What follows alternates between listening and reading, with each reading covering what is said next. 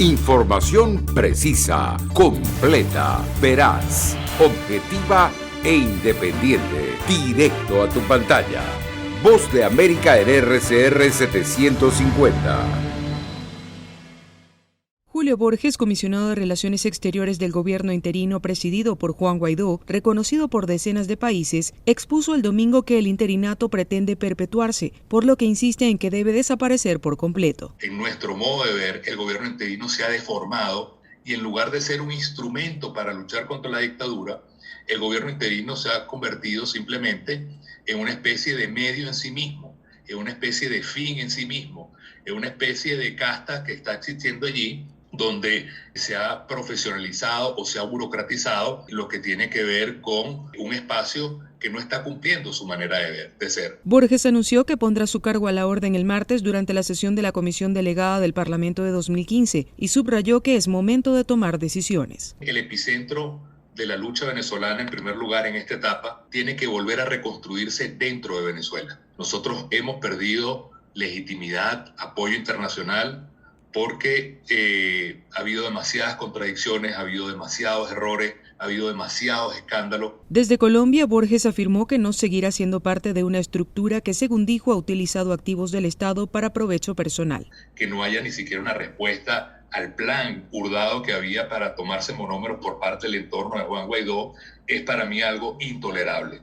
La Voz de América buscó la reacción del gobierno interino y el equipo de prensa de Juan Guaidó respondió que por el momento no está previsto un pronunciamiento. Carolina Alcalde, Voz de América, Caracas.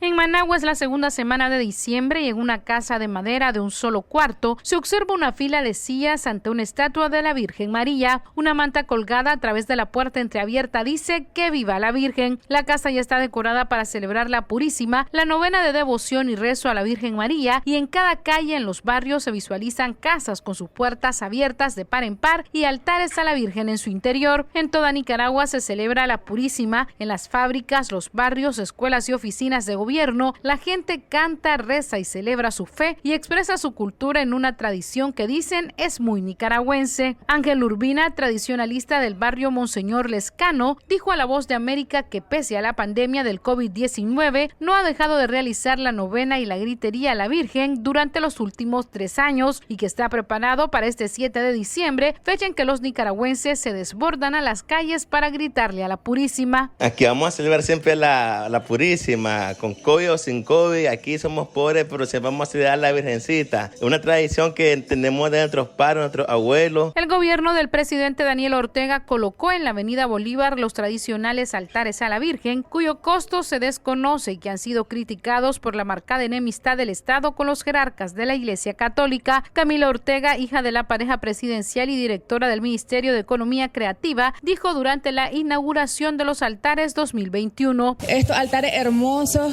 que nuestras instituciones año con año, con tanto amor, con tanto fervor, con tanta fe, se inspiran para crearlos y para brindárselos a las familias. Por su parte, los líderes de la Iglesia Católica mantienen el llamado a tomar todas las medidas de prevención ante el COVID-19 y evitar aglomeraciones. Monseñor Carlos Avilés, vocero de la Arquidiócesis de Managua, especificó en conversación con La Voz de América sus recomendaciones. Sobre todo, pues, evitando aglomeraciones, dando de mucho tiempo en los altares, dando aglomeraciones y sobre todo a rezarlo en familia. La Purísima es una fiesta a la Virgen María que se celebra entre el 28 de noviembre al 8 de diciembre en Nicaragua. El 7 de diciembre es la culminación con la gritería y es la fiesta más popular del año para la mayoría de los nicaragüenses. Daliana Ocaña, Voz de América, Nicaragua.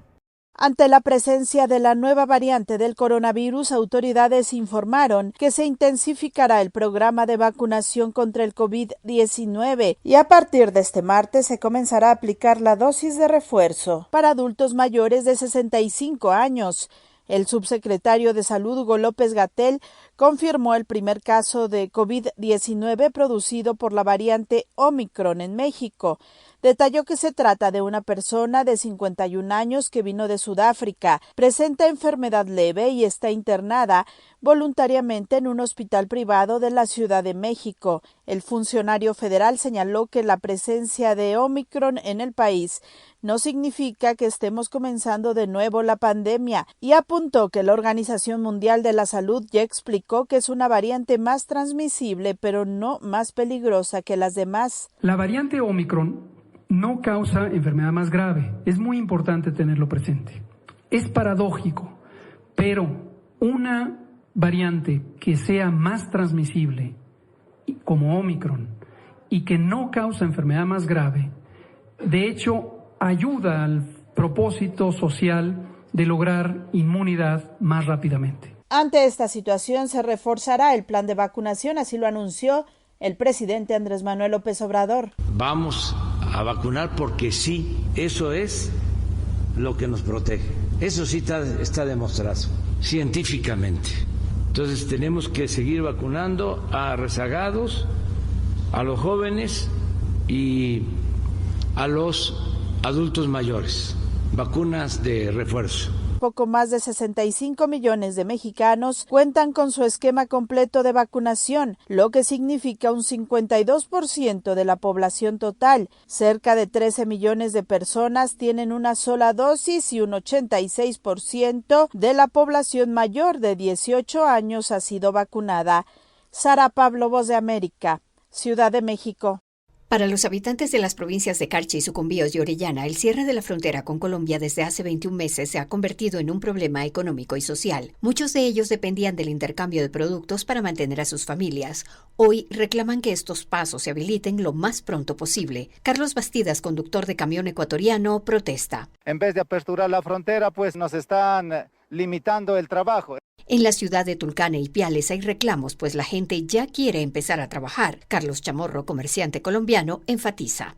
Tanto derecho tienen la comunidad en el Carchi al trabajo como lo tenemos nosotros al otro lado de la frontera. La afectación más fuerte la han sentido quienes transportan mercancías, no así los dueños de locales comerciales que han visto reactivados sus negocios por el aumento del consumo de productos nacionales por parte de los habitantes de esta zona. Alexander Chamorro, presidente de la Cámara de Comercio de Tulcán, menciona que se deben aplicar medidas compensatorias para lograr una reapertura que favorezca el desarrollo de esta zona. La eliminación o la disminución del IVA. Los traficantes sacan provecho de esta situación usando pasos clandestinos que llevan todo, como lo señala Omar Benavides, representante de los comerciantes de Ipiales. Llevamos 21 meses económicamente quebrados, llevamos alrededor de 50 muertes en estos 21 meses por las trochas y más encima la extorsión que se presenta en cada trocha. Mientras tanto, se espera la reapertura que fue anunciada por los presidentes de Colombia y Ecuador para el próximo 15 de diciembre. Giselle Jacome, Voz de América, Quito. El presidente Joe Biden y su colega ruso Vladimir Putin tienen previsto conversar a través de una videoconferencia este martes para abordar temas como las tensiones militares sobre Ucrania debido al aumento militar ruso en la frontera, así como la estabilidad estratégica y los problemas regionales y cibernéticos. En una comparecencia pública el viernes, el primer mandatario estadounidense reconoció que las acciones de Rusia desde hace mucho tiempo eran su preocupación y añadió textualmente: "Mi expectativa es que vamos a tener una larga discusión con Vladimir Putin y no acepto las líneas rojas de nadie", concluyó. Por su parte, el Kremlin anticipó que los mandatarios también hablarán sobre relaciones bilaterales y la implementación de los acuerdos alcanzados en su cumbre de Ginebra en junio. La conversación de hecho se realizará el martes, dijo a la agencia de noticias Reuters el portavoz del Kremlin, Dmitry Peskov, a tiempo de añadir que Ucrania será parte de la agenda. Más de 94,000 soldados rusos se concentran cerca de las fronteras de Ucrania y el ministro de Defensa ucraniano, Oleksiy Reznikov, dijo que Moscú podría estar planeando una ofensiva militar a gran escala para fines de enero, citando informes de inteligencia. El presidente Joe Biden reafirmará el apoyo de Estados Unidos a la soberanía y la integridad territorial de Ucrania, y aunque no se reveló el momento exacto de la llamada, la Casa Blanca declinó hacer comentarios. El mandatario junto a sus asesores están preparando un conjunto integral de iniciativas destinadas a disuadir a Vladimir Putin de una invasión, y se sabe que el tema ha sido discutido con los aliados europeos de Estados Unidos en la posibilidad de imponer más sanciones a Rusia. El presidente Vladimir Putin acusa a Kiev de perseguir su propia consolidación militar y ha sugerido que las versiones sobre un posible ataque a su vecino del sur son incendiarias e irresponsables, a tiempo de defender su derecho a desplegar tropas tropas en su propio territorio cuando lo considere oportuno. El secretario estadounidense de Estado, Antony Blinken, advirtió esta semana en Estocolmo al ministro de Relaciones Exteriores ruso, Sergei Lavrov, que el gobierno de Estados Unidos y sus aliados europeos impondrían severos costos y consecuencias a Rusia si toma más medidas agresivas contra Ucrania. Yoconda Tapia, Voz de América, Washington. La administración Biden está apoyando los esfuerzos de la Organización Mundial de la Salud para establecer un nuevo acuerdo internacional sobre la preparación y respuesta a una futura pandemia denominado Tratado Pandémico. Pero algunos expertos en salud pública son pesimistas sobre el resultado de esta resolución.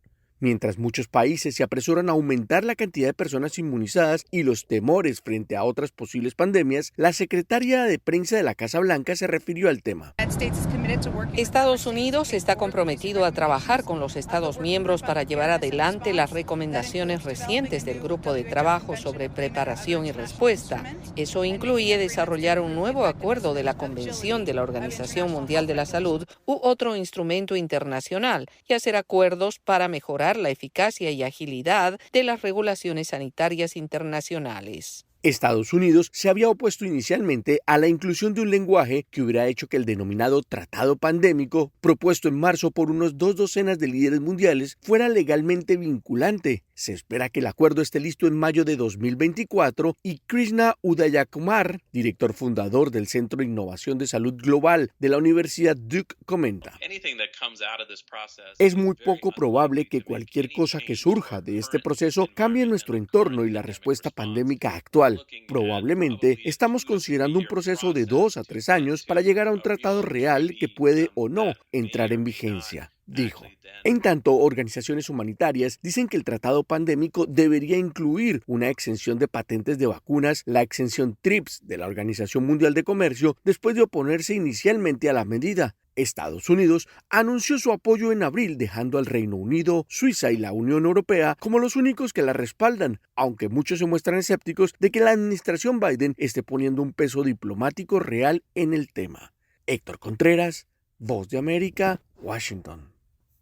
Estados Unidos continúa luchando contra el COVID-19 en una carrera de fondo que luego de casi 2 años parece no tener fin, y es que tras varias semanas de cierta estabilidad, la curva de nuevos contagiados por COVID-19 vuelve a superar los 100.000 nuevos casos diarios. Una cifra abrumadora pese a ser la nación con más vacunas y dosis de refuerzo contra el COVID-19 a disposición de sus ciudadanos. Ante esta realidad y con menos del 60% de la población estadounidense completamente vacunada, desde la administración Biden buscan nuevos caminos para imponer mandatos de vacunación que eviten nuevas oleadas de contagio por COVID-19. Estas normas cobran especial importancia en estas fechas de fin de año, donde familiares y amigos se reúnen previo a los festejos navideños y cuando el frío ya ha llegado a la mayor parte del país. Además, y en medio de este escenario, hay un nuevo desafío en escena. Se trata de la variante Omicron, detectada hace poco más de una semana por científicos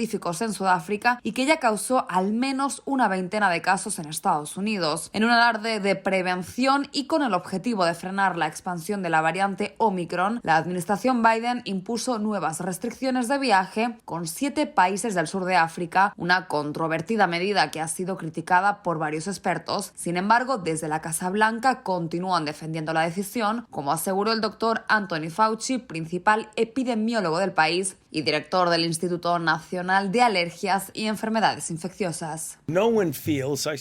Nadie considera, yo ciertamente no creo, que una prohibición de viajar evitará que las personas infectadas vengan a los Estados Unidos, pero necesitábamos ganar algo de tiempo para poder prepararnos, entender lo que está pasando, cuál es la naturaleza de esta infección, cuál es la naturaleza de la transmisibilidad. A medida que continúan las investigaciones en torno a esta nueva variante, los científicos encuentran unanimidad en la necesidad de seguir con las medidas de seguridad vigentes y sobre todo insisten en la necesidad de vacunarse contra el COVID-19 y recibir las dosis de refuerzo para evitar sufrir una enfermedad grave en caso de contagio. En tanto, autoridades sanitarias destacaron que muchas actividades están amenazadas por el COVID-19, como es el caso de un crucero de Norwegian en el que al menos 10 pasajeros y miembros de la tripulación resultaron positivos por COVID-19. El barco ahora atracado en Nueva Orleans y después de recorrer atractivos puntos del Caribe Caribe tenía más de 3.200 personas a bordo que desembarcaron bajo la supervisión de las autoridades sanitarias, quienes vigilarán caso por caso para evitar una mayor propagación del COVID-19. Judith Martín Rodríguez, Voz de América.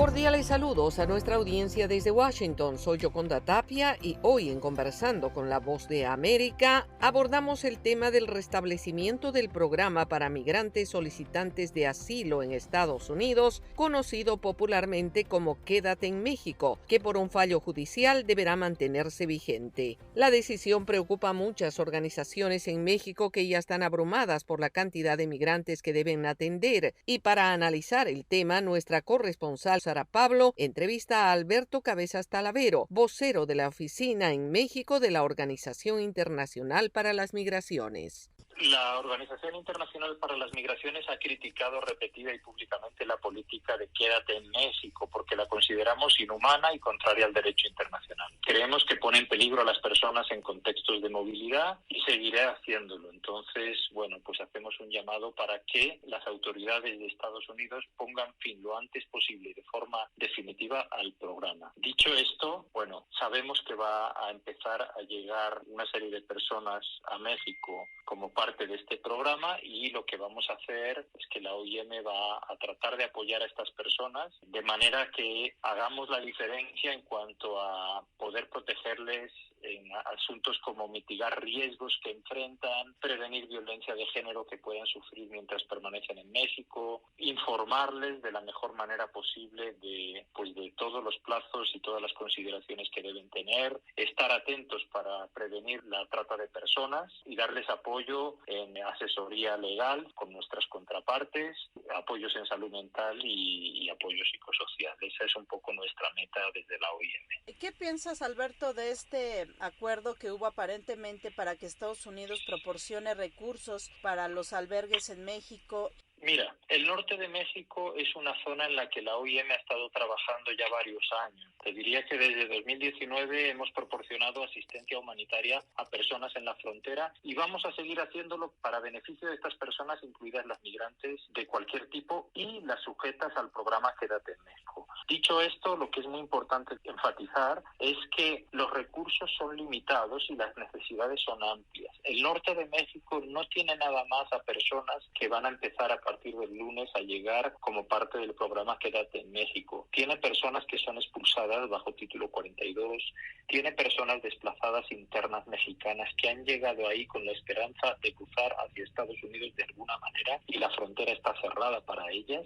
Entonces, hay un cóctel ahí de población en movilidad que tiene unas necesidades grandes en un momento además en el que estamos en medio de una pandemia. Entonces, si podemos pedir algo desde la Organización Internacional para las Migraciones es que haya una atención de que sea prioritario atender a las personas en procesos de movilidad en el norte de México en este momento porque los retos son muchos. ¿Y esto qué quiere decir? Que hay que apoyar a lo mejor a los albergues, que hay que proporcionar soporte de vida en formas diversas. Nosotros lo hacemos con monederos electrónicos a las personas que están ahí, etcétera. Son una serie de medidas que durante el tiempo en que las personas permanezcan en México se deben implementar. Es decir, este compromiso que hay aparentemente de Estados Unidos de proporcionar recursos a México para albergues, tendría que notarse, ver la diferencia y que no sea una repetición del Quédate en México que ya se ha aplicado antes.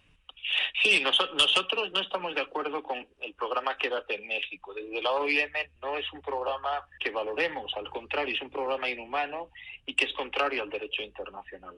Sin embargo, sí creemos que hay que estar con las personas que van a ser afectadas por esta medida, que es una medida que se toma a partir de decisiones judiciales en Estados Unidos, y lo que queremos es reducir los riesgos que enfrentan las personas bajo este programa en el tiempo que permanezcan en México. Toda la la ayuda que podamos recibir de los gobiernos de México y de Estados Unidos va a ser bienvenida, porque las necesidades son muchas. Los albergues tienen muchos retos, tienen niveles de ocupación altos y necesitan pues todos los fondos y todo el apoyo que podamos brindarles organizaciones internacionales y los dos gobiernos involucrados. Era Alberto Cabezas Talavero, vocero de la oficina en México de la Organización Internacional para las Migraciones, hablando sobre la situación de los migrantes solicitantes de asilo en Estados Unidos y que deben esperar en México por su audiencia en corte. Esto fue Conversando con la Voz de América.